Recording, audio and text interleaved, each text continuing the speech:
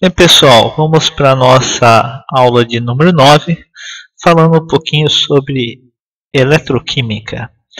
Eletroquímica é o ramo da química que trabalha com o uso de reações químicas espontâneas para produzir eletricidade e também, por outro lado, com o uso da eletricidade para forçar que reações químicas não espontâneas aconteçam. Então, uma reação redox envolve a transferência de elétrons de uma espécie para outra. E aí a gente pode definir algumas espécies em solução, né? A espécie é oxidada quando perde elétrons e a outra espécie é reduzida quando ganha elétrons. Então, aqui na nossa reação, nós temos o ferro 3+, reagindo com o vanádio 2+, formando então ferro 2+, mais vanádio 3+. Então nós podemos ver exatamente que o ferro está perdendo NOx, né? Ele está passando de 3+ para 2+, né? Ou seja, o NOx dele está aumentando. E no caso aqui do vanádio, o NOx está diminuindo, né? Ou seja, o ferro está oxidando, o ferro está reduzindo, ele está passando de 3+ para 2+, ele está ganhando elétrons. Então, se ele está ganhando elétrons, ele está reduzindo, tá? Então, a espécie é reduzida quando ganha elétrons. E se ela está reduzindo, ela é o agente oxidante, porque ele está forçando o outro material ao quê? A oxidar, tá? Então esse é o agente redutor, porque acaba perdendo elétrons. Então ele passou de +2 para +3. Então houve um aumento do número de NOx aqui, e aqui no ferro houve uma diminuição do número de NOx, né? Então ele passou de +3 para +2 e o vanádio de +2 para +3, tá? Bem, numa pilha eletroquímica, o que nós temos é que a corrente elétrica é proporcional à velocidade da reação e a diferença de potencial da pilha é proporcional à variação de energia livre da reação eletroquímica. Então, falando em termos de corrente elétrica, a gente precisa entrar um pouquinho com alguns conceitos da física, né? Então, a carga elétrica, né, ela é dada pela unidade Coulomb, né? E se a gente pegar o elétron, né, qual que é a carga do elétron? Já foi calculado isso, né? A carga elétrica ela é quantizada e ela tem o valor de 1,602 × 10⁻⁻⁹ Coulomb. De modo que se eu tenho 1 mol de elétrons, né? Se eu tiver 1 mol de elétrons, eu tenho que pegar esse valor de carga e multiplicar pelo valor de 1 mol de elétrons, que corresponde ao valor de 6,022 × 10⁻23 mols. Isso vai me dar uma constante, um valor constante de 9,64948 aqui, né? Vezes 10⁴ coulombs. Esse valor, por ser constante e bem definido, leva a um nome que é chamada constante de Faraday e pode ser representado nesse valor como sendo 1 Faraday. Bem, a relação entre carga, né, e o número de moles pela constante de Faraday é dado por essa expressão, onde nós temos que a quantidade de carga, né, ou o número de mols em relação ao número de cargas é igual ao número de mols vezes a constante de Faraday, tá? E a corrente elétrica nada mais é que a quantidade de carga que flui por segundo através de um circuito, tá? E se a gente tem 1 Coulomb em 1 segundo, esse valor corresponde a uma corrente de 1 ampere. Então significa que naquela seção reta transversal, se eu tenho um fluxo de 1 Coulomb em 1 segundo, eu tenho uma corrente que é expressa como sendo de 1 ampere, né? Bem, e o potencial elétrico, né? Como ele está relacionado com a nossa questão aí, né? A diferença de potencial elétrico entre dois pontos é o trabalho necessário ou que pode ser realizado para que uma carga elétrica se movimente de um ponto a outro, tá?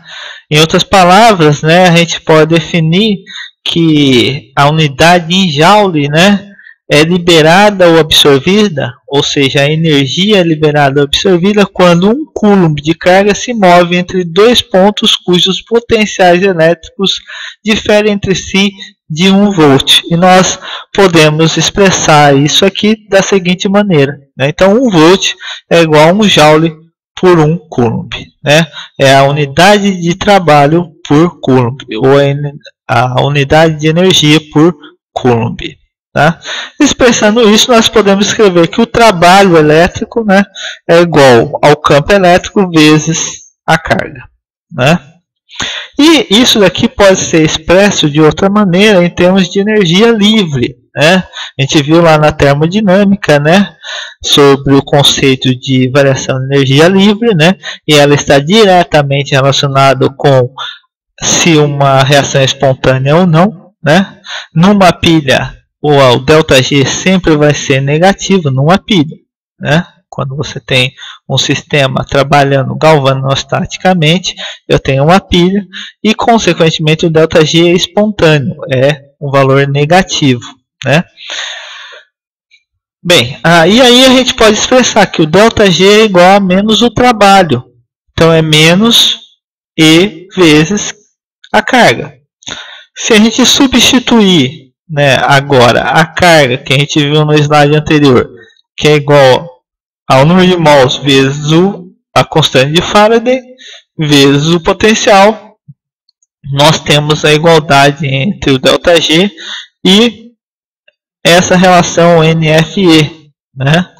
Fazendo isso, nós podemos chegar à expressão que relaciona a espontaneidade em termos do potencial elétrico, né, com a constante de equilíbrio. Tá? Então, num sistema em equilíbrio, eu posso utilizar aí o meu ΔE, né, ou a energia relacionada ao potencial elétrico, né, com a constante de equilíbrio. Então, se você tem um sistema, uma pilha, né, e você conhece o potencial daquela pilha, você pode determinar a constante de equilíbrio daquele sistema. Né? Ou vice-versa, se você tem o equilíbrio, né, a constante de equilíbrio, né, daquela reação, e você quer relacionar com o potencial elétrico daquele sistema, você usa também essa relação e você obtém esses valores.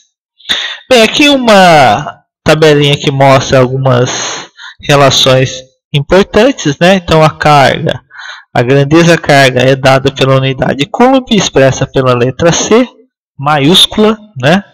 E a relação que nós temos é que 1 coulomb é igual a 1 ampere vezes segundo ou igual a 1 joule por volt. Tá? O fator de conversão que nós temos aqui é que 1 mol de elétrons é igual a 9,64849, né, vezes 10 a quarta coulomb. Em alguns casos a gente aproxima esse valor para 9,650, né, ou 9,65. A gente aproxima esse 4 com 8 aqui para o valor de 5. Se a gente não precisa de algo mais preciso. A corrente é dada em ampere, né, que é 1 ampere é igual a 1 coulomb por segundo. Tá? O potencial é dado em volt, e volt nada mais é que a unidade de energia por coulomb. Então é 1 coulomb, 1 joule por coulomb. Né?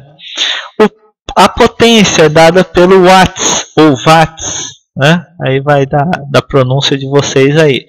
E 1 watts é igual a 1 joule por segundo, ou seja, é a unidade de energia por tempo. Perceba a diferença de volt para watts. O volt é a unidade de energia por carga. O watts é a unidade de energia por segundo. É o quanto eu gasto de energia em 1 segundo. Aqui é o quanto eu gasto de energia em unidade de carga, ou seja, para levar uma carga de um ponto a outro num campo elétrico. Né? A energia é dada em joule, né? E o joule pode ser expresso também como sendo 1 volt por coulomb, tá? E em alguns casos, né, como é na conta de luz, né, a luz está cara aí, aumentou bastante esses últimos meses aí, né? A gente dá a unidade de energia em termos de kWh, né? Então a conversão de 1 kWh em termos de energia é igual a 3,6 vezes 10 a sexta joule, tá? Então é a unidade de energia. A gente vai fazer um exercício relacionado com isso mais para frente aí. Bem, então aqui nós temos um sistema eletroquímico, tá? Geralmente é uma pilha, né? A pilha bem comum aí, né? Onde nós temos um fio de cobre, um eletrodo de cobre, tá? Uma solução contendo sulfato de cobre, numa concentração dos íons cobre de 0,02 mol por litro. E no outro extremo aqui, né, nós temos uma solução de nitrato de prata, com uma concentração de íons prata em solução de 0,02 mol por litro. E um fio de prata, né, um eletrodo de prata. Tá? Nesse sistema nós também temos uma ponte salina, que é representada por essa junção aqui. E geralmente essa ponte salina ela tem na sua borda um vidro sinterizado ou uma placa porosa, né, para evitar a contaminação da solução presente na ponte salina com a solução do Becker, né? E geralmente essa solução é uma solução saturada de KCl, tá? O KCl é o material mais indicado, né? A solução mais indicada para fazer ponte salina. E nós temos aqui a junção entre esses dois fios, né, com o multímetro, né? Quando a gente pega e une isso a um voltímetro, tá? Ou a um multímetro, você tem a medida de 0,412 volts, tá? Bem, e nós temos aí dois nomes, né? O cátodo ou o ânodo, tá? Vai depender de como esse material está ligado, né? Geralmente o eletrodo à direita, né? A sua direita, a esquerda, né, é o ânodo e o da direita é o cátodo, tá? Em geral, mas isso não é regra, tá? Mas se você pegar todos os livros aí, geralmente eles colocam dessa maneira, tá? Sempre o da esquerda sendo o ânodo, o eletrodo que ocorre a oxidação, e sempre o da direita o cátodo, tá?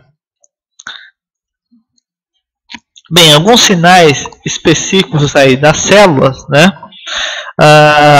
Nós podemos mostrar que toda vez que eu tenho uma reação eletroquímica, a gente pode escrever ela da seguinte maneira aqui, ó. Então eu tenho o cádmio com uma barra, o cloreto de cádmio, depois 2 barras, cloreto de prata, mais uma barra, prata, tá? Então toda vez que eu tenho uma barra, eu tenho a divisão entre uma fronteira de frases, tá? O que seria essa fronteira entre fases? Seria, por exemplo, se a gente pegar esse exemplo aqui anterior, seria a fase entre solução e o eletrodo, tá? Então o eletrodo está na fase sólida e a solução está na fase aquosa. Então eu tenho uma fronteira de fase aí, né? Já quando eu tenho dois traços, né, eu tenho a ponte salina. Então são fases aquosas, né, ou fases sendo divididas por uma ponte salina. Então sempre que eu tenho 2 traços, eu tenho a indicação que tem a separação usando uma ponte salina, tá? Então essa equação aqui, por definição, a equação, né, ela sempre vai colocar o oxidante, né, o material que está oxidando, e depois o material que está reduzindo. É sempre nessa sequência. Em qualquer livro, esse é o padrão, tá? Nos desenhos, não, pode ser diferente. Mas quando você vai escrever a equação, né, eletroquímica ou diagrama eletroquímico, né, você sempre escreve o material que está oxidando e depois o material que está reduzindo, tá? Bem, mas um grande problema da eletroquímica, né, é que o potencial, né, ele não é uma medida absoluta. Eu não consigo medir o potencial de um determinado material. Tá? O que eu meço, na verdade, é a diferença de potencial. Ou seja, eu preciso de algo referente, né, algum ponto de referência, para que eu possa medir o potencial daquele material. Então, surgiu a necessidade de criar um eletrodo chamado eletrodo de referência. É aquele material que eu sei propriamente o potencial desse material, ou se convenciona um valor determinado aquele material, e a partir desse material eu faço as medidas dos demais potenciais dos diferentes eletrodos, dos diferentes sistemas, né? Então, aqui nós temos um exemplo de eletrodo de referência, que é o eletrodo padrão de hidrogênio, tá? Que nós podemos escrever dessa maneira, eletrodo padrão de hidrogênio, ou em alguns casos, se você está medindo na própria solução, o eletrodo reversível de hidrogênio, né? Então, como que ele é na prática, né? O eletrodo reversível de hidrogênio, nós temos então geralmente platina platinizada, tá? Então o eletrodo tem um fio de platina, onde nesse fio foi, ou nessa estrutura, ele foi reduzido platina sobre ele, tá? Então ele ficou platinizado. É igual um eletrodo, por exemplo, se eu tiver ouro ou prata, foliado, né? Um material que é foliado. Então foliou o material, ou seja, depositou ouro sobre aquele material. Então a mesma coisa aconteceu aqui. Então eu tenho o eletrodo de platina e sobre ele eu depositei platina. Então nós chamamos ele de eletrodo, no caso aqui, platina platinizada, tá? Bem, isso se faz para aumentar a área de contato desse material, tá? E aí eu tenho uma reação mais propriamente naquela superfície do que se eu não tivesse ele platinizado. Bem, além disso, eu tenho que ter ele imerso numa solução onde eu tenho uma concentração de íons H+ próximo a 1 mol por litro, tá? Para ser padrão, ou seja, ele tem que ter atividade igual a 1 de íons H+ em solução. Além disso, a pressão de hidrogênio tem que ser de 1 atm a 25 graus, tá? Bem, e aí como que é a reação? A reação que governa a eletroquímica desse eletrodo de hidrogênio é essa daqui, onde eu tenho íons H+ em solução com atividade igual a 1 dos íons H+, mais elétron, dando então meio de H2 gasoso com uma atividade dos não é de H+ aqui não, tá? Dos átomos das moléculas de hidrogênio igual a 1, ou seja, pressão igual a 1. Então aqui é pressão igual a 1, tá? Não é de H+, não, desculpa, aqui é H2. Bem, então, e podemos escrever dessa maneira também, ó, na forma de diagrama. Então é platina com hidrogênio molecular com pressão igual a 1, barrinha representando essa interface entre o sólido e a solução, concentração de íons H+ em solução igual a 1 mol por litro, e a ponte salina aqui que vai fazer a medida do outro sistema, tá? E a gente representa aqui, né, da seguinte maneira. Então a diferença de potencial é o eletrodo da direita menos o eletrodo da esquerda. Então é o cátodo menos o ânodo, tá? E aí, a partir dessa relação, nós podemos montar uma tabela de potenciais de redução padrão, tá? Então, todos aqui são potenciais obtidos na forma padrão a 25 graus, tá? E isso em solução ácida, tá? Em solução ácida isso foi feito. Então, a forma que é fortemente oxidante, né? Por exemplo, aqui é o flúor, né, o flúor com o fluoreto, né, eu tenho um potencial padrão de redução de mais 2,87 volts. E aí a gente tem vários outros aqui, né? Por exemplo, a água aqui, né? A água tem um valor de 1,23 volts, né? O cloro tem um valor de 1,36, né? E o hidrogênio, né? O hidrogênio, por definição, como eu falei inicialmente, não tem como eu determinar o potencial de um eletrodo, absolutamente. Então, o que eu meço é o que? A diferença de potencial. Então, se convencionou que o potencial do eletrodo de hidrogênio é igual a zero. E a partir dele foi feito essa tabela a partir da comparação entre esse valor e os demais. Tá? Então, comparou esse aqui, como esse é zero, esse aqui valeu 2,87. Agora, por exemplo, esse aqui com respeito ao íon lítio, redução do íon lítio, tá?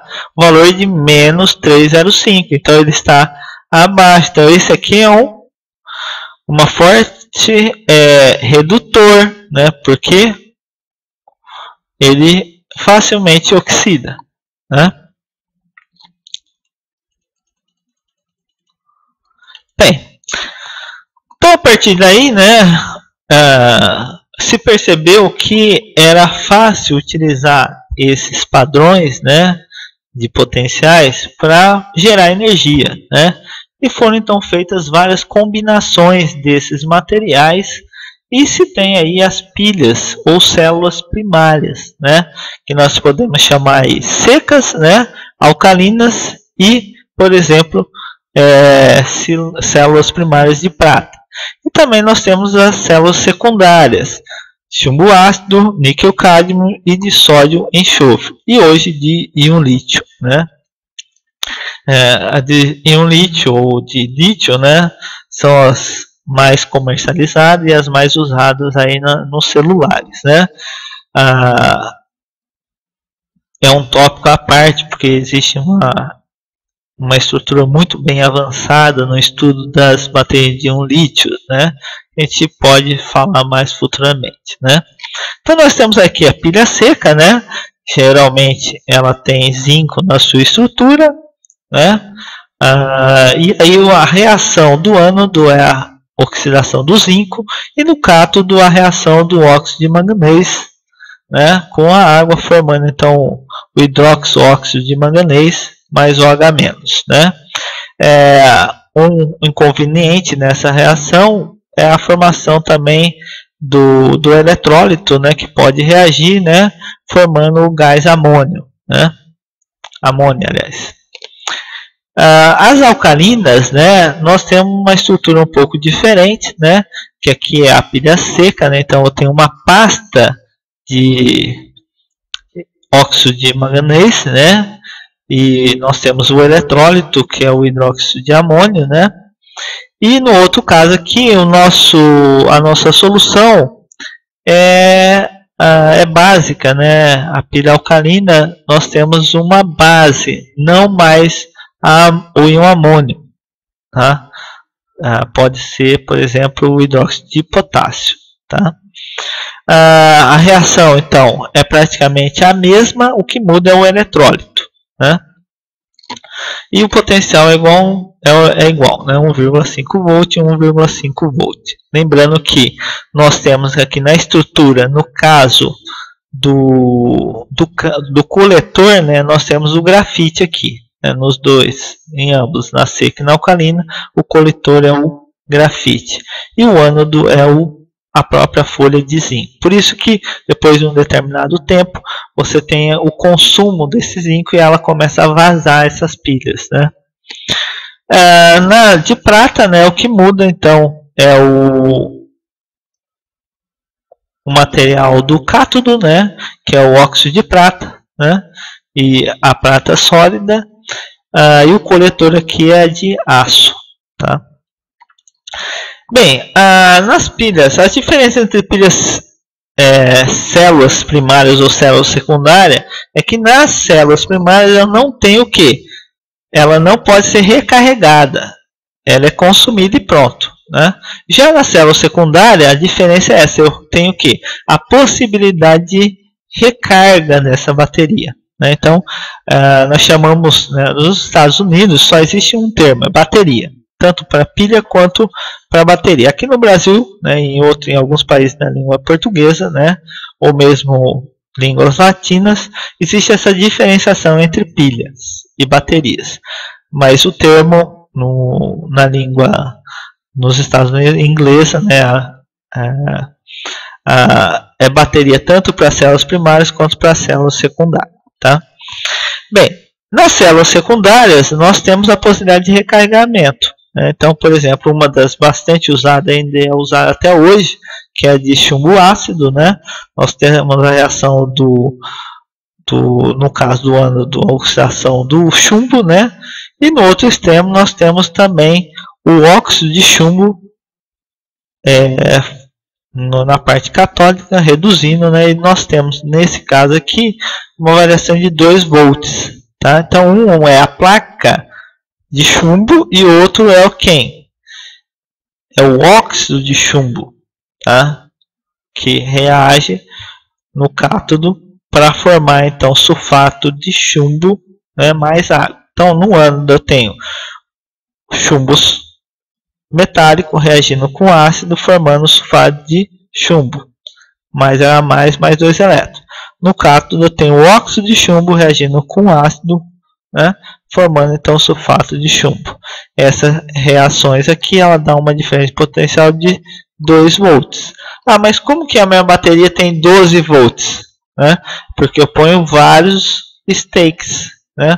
Vários empilhamentos. Na verdade, eu ponho 6 empilhamentos. 6 empilhamentos vezes 2 dá 12. Por isso que eu tenho uma bateria de 12 volts. Tá? A mesma coisa eu poderia fazer para as demais baterias ou pilhas primárias. Né? Poderia pôr várias em série e eu vou aumentando esse potencial. Tá? Bem, além disso, nós temos também a de níquel-cádmio, já está bem ultrapassada, né? Não se tem bastante uso dessa pilha em virtude do surgimento das baterias de íon lítio, né? E em virtude de 2 motivos, né? Um, porque ela tem o problema do efeito memória, né? Hoje já não tem mais esse problema nas baterias de íon lítio, né? Não existe mais o problema de recarregar ela e você perder a eficiência da carga dessa bateria. Na de níquel-cádmio isso acontecia bastante em virtude do óxido de níquel, né, que quando voltava ele não voltava na forma certa e isso perdia a sua eficiência, né? E além disso nós temos o uso do cádmio, que é um material altamente contaminante, né? E considerado metal pesado, né? E consequentemente o uso dele deveria ser banido, né? Outra usada, né, em alguns casos é a de sódio e enxofre, né, onde nós temos a reação do sódio oxidando e no cátodo do enxofre, né, na forma S8 reagindo, formando 8S2- em solução. Tá? Bem, nas baterias comerciais aí, né, nós temos aqui um exemplo de bateria de chumbo ácido, né, os vários stakes, né, e a estrutura em termos de grade aqui, né, a parte anódica e catódica, e aqui do enxofre de sódio e enxofre, né, como seria uma pilha desse tipo de uso veicular, né. Bem, a partir daí, né, foi possível montar, né, as chamadas equações de Nernst, né, que muitas vezes você não quer só o potencial em condições padrões, né, potencial de redução padrão. Você precisa do potencial da minha estrutura em condições diferentes do padrão. Então a equação de Nernst relaciona o potencial padrão com o potencial medido. Então tem o potencial medido é igual ao potencial padrão menos RT/NF, onde R é a constante dos gases, T é a temperatura, N é o número de elétrons da reação, F é a constante de Faraday, Ln de constante no equilíbrio, né? Pode ser no equilíbrio ou não. Poderia estar em equilíbrio ou não em equilíbrio, tá? E aí, na verdade, eu vou pôr aqui a minha reação aqui, né? Esse equilíbrio é o equilíbrio da minha reação, não do equilíbrio em ΔG igual a zero, tá? Porque aí ela estaria com o mesmo potencial e aí o potencial medido é zero. Eu posso ter um equilíbrio da minha reação fora das condições padrões, tá? Então, estar na condição padrão é uma coisa, estar em equilíbrio, mas não em condição padrão, é diferente, tá? E eu posso usar esse conceito aqui, né, para construir curvas de titulação redox. Se eu quero medir como que está variando o potencial da minha célula, né, numa determinada reação redox, eu consigo determinar a concentração dos meus íons presentes em solução através da medida simples de potencial, tá? Isso aqui vocês vão ver mais para frente em análise eletroquímica ou análise instrumental, aliás. Vamos fazer então um exercício aí para exemplificar, né, o que a gente já aprendeu aí nesses 10 slides. Então, numa reação aí onde eu tenho 3Ag sólido reagindo com NO3 menos aquoso mais 4H mais aquoso, formando 3Ag mais, né, aquoso mais NO gasoso mais 2 água, né? Usando a tabela lá dos potenciais, vamos calcular a energia livre de Gibbs, tá? E a constante de equilíbrio para essa reação a 25 graus. Então, a estratégia aqui é dividir a equação redox em duas meias equações, tanto de oxidação quanto de redução. Isso vai fazer com que a gente possa calcular o potencial padrão e o número de elétrons, tá? Então nós podemos aí, né, utilizar a solução da seguinte maneira. Então eu tenho lá prata, né? Nós estamos vendo que ele está passando de 0 a mais, então o NOx dele está aumentando, tá? Se o NOx está aumentando, ele está o quê? Oxidando, tá? Então ele está perdendo 3 elétrons aqui. Então eu tenho 3 prata, forma 3 prata aqui, perde 3 elétrons. Então o potencial de oxidação aqui é menos 0,799 volts. Tá? E no outro extremo, o NO, né, ele está passando. Na verdade aqui, quem que está reduzindo? É o nitrogênio, né? O oxigênio não está mudando aqui, né? Quem está mudando é o nitrogênio. O nitrogênio, ele está passando de 5, né, 5 mais para 2 mais, tá? Então ele está mudando o seu NOx em 3 também, né?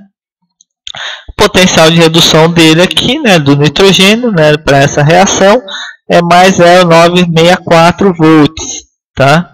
Então fazendo essa relação, nós temos que para essa reação aqui o potencial padrão é mais 0,165 volts, tá?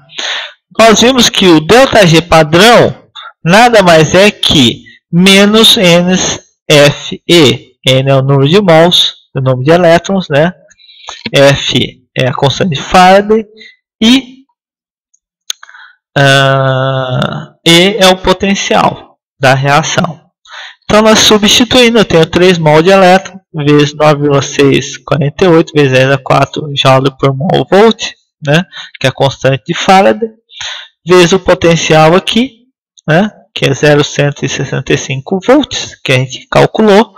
Fazendo esse valor, nós encontramos que o ΔG padrão para essa reação é menos 47,8 kJ, né? No item B, agora calcule a constante de equilíbrio para esse sistema. A gente viu que, né, a constante de equilíbrio está relacionada com ΔG, né, através dessa equação aqui. Então, Ln é igual a N potencial sobre RT, né? Que a multiplicação aqui já foi feita a multiplicação aqui, né? essa relação aqui, RT aqui, ó. Como a temperatura é 25, tem que transformar ela em Kelvin, né? Então, multiplicando esse valor com o valor de R, que é 8,314, nós temos esse valor aqui, 0,0257 volts.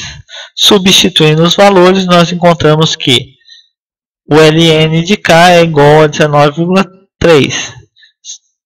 Isolando K, né, fazendo o log neperiano, né, nós temos que a constante é 2,4 vezes 10 a 8. Tá? Muito simples, né? Não tem muito segredo aí para resolver esse exercício. Outro exercício aqui, né? Agora já falando de uma pilha galvânica, né? Ou voltaica, né?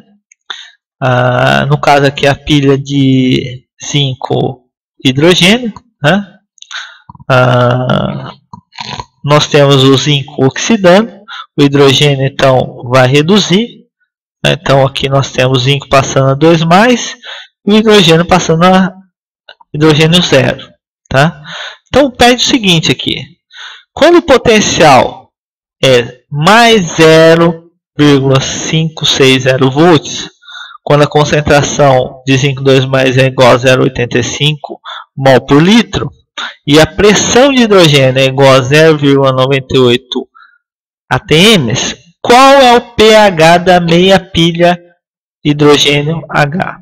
Então a estratégia aqui é usar o conceito de equilíbrio, né, para determinar através do potencial, né, a concentração dos íons H+ em solução, e com esse valor em mãos você determina quem? O pH da solução. Então a estratégia aqui é muito simples, né? Não tem muito segredo. Então o quociente reacional é concentração do zinco 2+ vezes pressão do gás hidrogênio sobre concentração dos íons H+ em solução, com o exponencial, que é o coeficiente estequiométrico da reação, igual a 2. Tá? E o zinco? Não, esse não entra porque ele é um sólido. Lembra lá do equilíbrio? Sólidos não entram. Tá? Mas está misturando pressão com gás, com solução, né? Não tem problema aqui na pilha. Tá? Nas pilhas eletroquímicas, a reação nos dois casos. Você tem tanto solução quanto o gás. Eu não tenho só gasoso ou só líquidos ou aquosos. Eu tenho a mistura dos dois, então eles entram na equação de equilíbrio. Tá? Então, substituindo os valores, né, foi dado aqui concentração dos íons 2+ solução 0,85, né, a pressão 0,98 e a concentração é que a gente vai medir. Tá? Mas a gente não tem esse valor, né, a gente vai substituir no que? Na equação de Nernst, né, que diz o seguinte: o potencial medido, qual que é o potencial medido? Aqui, ó, foi observado esse potencial. Potencial padrão para essa reação, né, está relacionado com quem? O potencial padrão seria quem? Zinco mais hidrogênio, né? Então, o valor é mais 0,762 volts, tá? Ou, em outras palavras, lembra lá do slide anterior? A variação de potencial é o cátodo menos o ânodo. Né? Como a gente aqui está somando os dois, passou a ser cátodo mais o ânodo. Né? Então, acabou passando a ser o quê? É o oxidado mais o redutor. Né? Passou a ser positivo aqui. Tá? Mas dá uma olhadinha lá depois na fórmula. Tá? Aqui a fórmula está escrita de forma diferente, tá? Mas é a mesma coisa, tá? É a mesma coisa, é a diferença de potencial ali daquele sistema, tá? Só que aqui eu estou pondo na forma oxidado e aqui na forma reduzida. Lá, se a gente usa a outra forma, a gente vai pôr sempre o potencial de redução. Se a gente põe sempre o potencial de redução, a gente não soma, a gente subtrai, tá? A diferença é essa, tá? Então, fique atento a essas observações que eu estou falando agora, tá? Aqui eu estou somando tá? Que é soma, porque eu estou o quê? Pondo o potencial de oxidação mais o potencial de redução. Lá naquela outra forma que eu pus no slide anterior, o ΔE era quem? Potencial da direita menos da esquerda, tá? Mas é a mesma coisa, só que lá eu ponho sempre o potencial de redução. E aí eu tenho essa diferença, tá? Não confunda lá depois, ok? Então, substituindo os valores, nós já temos aqui o valor de mais 0,762, menos o potencial já calculado aqui, o RT, né? A 25 graus, tá? Aqui, ó, 25 graus. Constante não muda, né? N é o número de elétrons que está envolvido na reação, que é igual a 2, né? Porque o zinco passa de 0 para 2 mais, né? E o hidrogênio é a mesma coisa, né? Só que ele passa de 2 mais, né? H mais aqui, né? Para uma molécula de hidrogênio, né? A forma 0.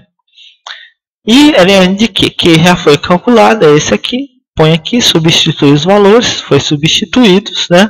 E agora é só simplesmente matemática, né? Isolando o H ao quadrado na equação. Isolando, nós encontramos que a concentração de íons H é igual a 3,5 vezes 10 a menos 4. Então, portanto, tirando o log desse, menos o log disso aqui, né? Nós temos que o pH é 3,45, tá? Então, simples, né? Não tem muito segredo não, tá? Bem, então até agora a gente falou de pilha, né? Uma outra parte da eletroquímica é a chamada eletrólise, né? Então, na pilha tem uma reação espontânea ocorrendo, ou seja, o ΔG é negativo. Na eletrólise, eu forço uma reação, tá? Que não é espontânea. Tá? Então aqui é um exemplo simples. Eu tenho uma célula galvânica, né? Ou uma célula voltaica, tá? É a mesma coisa com nome diferente, tá? Onde na célula galvânica, toda vez que eu tenho um eletrodo que oxida, ele é o ânodo. E ele é representado na célula galvânica com menos. E o cátodo como mais, tá? E ele vai ser o material que vai reduzir, tá? Já na eletrólise, então aqui eu tenho um sistema de eletrólise, o ânodo continua sendo um material que sofre oxidação. Contudo, ele passa a ter o sinal positivo, tá? Porque não é ele que está oxidando, mas sim quem está em solução, tá? Então, quem está em solução está oxidando, tá? E o cátodo passa a ser negativo, tá? Mas também sofre redução. Então os nomes, percebam, não se alteram. O que altera é o que? O sinal, tá? Porque aqui, ó, no ânodo eu tenho o que? O eletrodo recebendo os elétrons aqui, tirando os elétrons. Os elétrons saem do ânodo. E aqui os elétrons chegam no cátodo. Então, por isso o sinal. Tá? O sinal é negativo. Tá? No cátodo, o sinal na célula galvânica é positivo, que é igual o sinal do ânodo na célula eletrolítica. Tá? Então, o nome não muda. O que muda é o quê? O sinal. Tá? Bem, aqui um exemplo clássico, né, de uma eletrodeposição. Tá? Quando eu quero pratear alguma coisa, ou, por exemplo, como eu falei lá dos materiais foliados, né? Então a gente faz uma eletrólise. Então, na eletrólise, o cátodo sempre é aquele que vai sofrer a deposição do material, né? Ou seja, a redução do material, né? E o ânodo é aquele que vai sofrer o processo de oxidação. Tá? E aí é o simples processo de eletrodeposição. Uma reação muito conhecida, né, é chamado processo Down, né, nas indústrias de cloro-soda, tá? Onde você tem a formação de cloro, né, ou em outros casos a formação de sódio, de soda, aliás, de soda cáustica, né? Que aí são células eletroquímicas também, né? Aqui no Espírito Santo nós temos uma fábrica da Canexus que utiliza esse processo eletroquímico na produção de cloro e soda, tá? E aí o que se faz é uma eletrólise onde eu tenho a formação do cloro e da soda cáustica durante o processo. Geralmente se usa salmoura, né, que é uma solução de cloreto de sódio. Você faz aí um processo de aplicação de eletrólise, né, e a partir daí você tem a formação desses produtos, tá? Antigamente se usava ânodos de grafite, né, e geralmente o cátodo era aço, né? Hoje em dia o ânodo foi substituído, não é mais de grafite, usa-se os chamados DSA, ânodos dimensionalmente estáveis, que vocês vão estudar mais em Química Aplicada. O livro de Química Aplicada tem todo esse texto sobre as eletrólises da indústria de cloro-soda, tá? Com os materiais recentes utilizados, tá? E nessa parte eu já estudei bastante esses DSAs na minha dissertação de mestrado e também um pouco na minha tese de doutorado, né? Estudando um pouquinho os DSAs, né? Para tanto oxidação de material orgânico como também para reações desse tipo aí, né? Se vocês tiverem alguma pergunta além daquilo que eu estou falando aqui, vocês podem me direcionar, tá? Que eu trabalho um pouco nessa área, sei um pouquinho, mas não se aqui não é apropriado para comentar sobre esses tópicos um pouco avançados, tá? Então é só para saber onde é aplicado isso no cotidiano, né? Porque muitas vezes você fala, não, para que eu vou estudar eletroquímica, né? A eletroquímica hoje em dia ela está dentro de todos os contextos, né? Então, como eu estou te falando, baterias, hoje se usa infinitas baterias aí, íon lítio, baterias simples, né? Pilhas, né? Nós temos aí processos industriais, usando galvanizações, né? Eletrodeposição, né? Produção de produtos bastante utilizados, como cloro e soda, né? O cloro depois pode ser usado para fazer ácido clorídrico, né? E outro tema importante, a corrosão, né? Então veja bem como a eletroquímica ela é extremamente importante e ela deveria ser bastante estudada e bastante vista na química, porque ela tem uma gama infinita de aplicações, né? Corrosão, né? A mais usual aí, a corrosão do ferro, né? E ela ocorre da seguinte maneira. Então tem uma estrutura de ferro, né? Ou de aço, né? Que é o ferro com outros componentes, né? Na presença de água e oxigênio, né? Ocorre então a oxidação desse ferro e a deposição do hidróxido de ferro. Então aqui um exemplo, né? Se você tem água sem oxigênio, olha só como que é. Água sem oxigênio, a reação praticamente não ocorre, tá? De oxidação. Na verdade não ocorre, porque eu preciso do oxigênio. Para que haja a reação, né, de oxidação, eu preciso do oxidante. Quem que é o oxidante? O oxigênio. Tá? Quem oxida é o oxigênio. Tá? Então aqui na presença, então água desairada, então aqui é água desairada, sem oxigênio. Então foi retirado o oxigênio. Como que se retira o oxigênio da água? Você borbulha nitrogênio ou argônio, esses gases em solução, tá? E esses gases, ao sair da solução, levam o oxigênio embora. Tá? Então ela fica desairada. Tá? A gente chama o termo água sem oxigênio, a água desairada. Tá? E no outro extremo eu tenho uma água com uma concentração específica de oxigênio, e aí ocorre então a oxidação do ferro. Tá? Que é dessa maneira aqui. Né? Bem, uma maneira de se evitar o processo de corrosão é colocando materiais que possam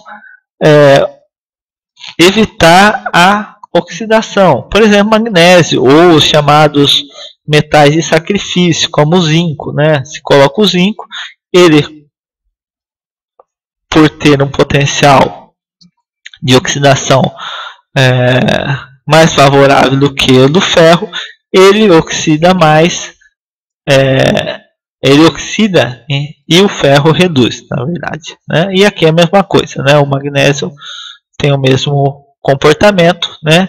E protege o ferro, né? Então ele reduz, né? O magnésio oxida e o ferro reduz, por isso o fluxo de elétron, né? Então o elétron está saindo do magnésio e indo para o ferro. Então o ferro está reduzindo, sofrendo redução, e o magnésio oxidação, tá? Os chamados metais de sacrifício. Aqui uma liga de aço, né, sendo galvanizada pelo banho de zinco, né, para evitar o processo de corrosão, né? E por fim vamos fazer então um exercício aí para exemplificar esse tema de oxidação ou de eletrólise. Então aqui nós temos o cromo metálico, pode ser eletrodepositado a partir de uma solução aquosa de cromato de potássio, e a minha reação de redução é essa aqui, representada por essa equação química, onde eu tenho dicromato de potássio, né, na forma de íons de cromato, né, mais 14H+, mais 12 elétrons, formando então cromo mais 7 moléculas de água. A corrente, né, se eu passar uma corrente de 6 A em um potencial de 4,5 volts, né, pergunta o seguinte: quantos gramas de cromo podem ser depositados se a corrente é passada por 48 minutos? No item B, quanto tempo é necessário para converter completamente 215 ml do dicromato de potássio com uma concentração de 1,25 mol em cromo elementar? E C, quantos kWh de energia, então eu estou falando de energia, tá? No caso aqui, energia elétrica, são necessários para depositar 1 grama de cromo, tá? Então, solução aqui, né, no primeiro item, nós temos a seguinte relação. Nós temos que transformar a corrente, né, ampere em coulomb, depois relacionar o coulomb em mol de elétrons, depois em mol de cromo e finalmente em gramas de cromo. Então nós temos lá pela definição que 1 ampere é igual a 1 coulomb por segundo. Então se eu tenho 6 amperes, né, eu tenho que multiplicar ele pela seguinte relação: 1 coulomb por segundo é igual a 1 ampere. Eu vou cortar 1 ampere, né, então esse aqui é aquela questão dimensional, né? Você faz a relação dimensional e aí você no fim vai obter a quantidade em gramas, né? Ou em outras palavras, é juntar todas as regrinhas de 3 em uma regra só, né? O tempo, ele fala aqui 48 minutos. Então 48 minutos, como é que eu tenho segundo, tenho que transformar esse minuto em segundo. Então eu tenho aqui 60 segundos é igual a 1 minuto. Então eu vou cortar minuto aqui. Então eu já cortei ampere com ampere, minuto com minuto, tá? E segundo com segundo. Está sobrando quem? Coulomb. Então a relação agora de coulomb é com o elétron, né? Tá aqui, ó, coulomb e elétron. Então eu tenho aqui 1 mol de elétrons é igual a quanto na constante de Faraday? 9,648 vezes 10 a 4 coulomb, né? Então com isso eu já vou relacionar e cortar o coulomb aqui, ó. Né? Já cortei o coulomb aqui, vai sobrar quem? Mol de elétrons.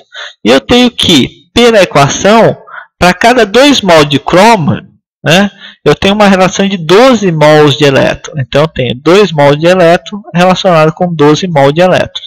E isso aqui eu vou cortar mol de elétron com mol de elétron e vai me sobrar quem? Mol de cromo, né? E pela tabela, né, a gente sabe que 1 mol de cromo corresponde a 52 gramas de cromo. Então, fazendo essa relação aqui, nós obtemos que o valor em termos de deposição com esse tempo aqui é igual a de 1,54 gramas. Então, muito simples, não teve segredo nenhum. Era simplesmente o que era fazer regras de 3, né? Ou uma avaliação dimensional, e aí a partir dessa avaliação você vai cortando o que não precisa e no final chega no que você deseja. No segundo item, né, pediu o quê? O tempo necessário para converter uma solução com uma determinada concentração, né? Então, é a relação de número de mols do dicromato até chegar à relação de tempo. Então, é a relação do número de dicromato, número de elétrons, Coulomb e segundo, né? Então, eu tenho lá, pela relação em termos de número de mols, né, que era 215 ml, temos que transformar em litro, né, porque a concentração é dada em mol por litro, né, e eu tenho aqui 1,25 mol de dicromato é igual a 1 litro. Multiplicando isso aqui, eu vou ter que cortar litro com litro, né, vai multiplicar esse valor com esse. E depois, né, nós temos agora o valor quem? Mol de dicromato. Nós sabemos pela equação novamente que 1 mol de dicromato está relacionado com 12 mols de elétron, né? Então, fazendo essa relação aqui, nós vamos ter em mol de elétron. E depois, em termos de corrente, com o Coulomb, né? E aí o tempo, né? Então, uma relação muito simples vai dar 14,4 horas. E, finalmente, em termos de quilowatt-horas. E aí a gente vai usar aquele outro item lá, né, que é transformar a energia em joule em energia em quilowatt-horas, né? Então, nós temos que partir da massa do cromo para então chegar na energia em quilowatt-hora. Então, a relação é simples, né? Eu tenho aqui 1 grama de cromo tá para 52 gramas por mol, né? Temos número de elétrons, constante de Faraday, e a relação aqui, olha só, somente agora, quando a gente está falando de energia, que é de trabalho, que a gente vai usar quem? O potencial. Até agora a gente usou quem? Só corrente, né? Ele não precisava do potencial, não interessava o potencial. Só interessa agora, porque a gente está falando de trabalho. E como a gente está falando de trabalho, a energia está diretamente relacionada ao trabalho, né? De movimentar cargas em um campo elétrico. E aí sim eu tenho que usar o potencial. E eu tenho que a relação é que 1 joule está para 1 coulomb volt. Então, como eu tenho 4,6 volts, eu tenho essa relação aqui, né? Com isso eu vou ter, cortando aqui o coulomb que vai sobrar, né? E vai no final sobrar quem? Joule, porque o volt eu vou cortar aqui também, vai sobrar joule, que é a unidade de energia. Só que eu quero energia por quilowatt-horas, e eu tenho que a relação de energia por quilowatt-horas é a seguinte, né? 1 kWh é igual a 3,6 vezes 10 a sexta joule. Então vai me dar aí para esse sistema, nessas condições, que a quantidade de energia gasta é de 0,014 kWh. Tá? Isso é um valor bastante importante para a indústria, quando a gente pensa na indústria, né?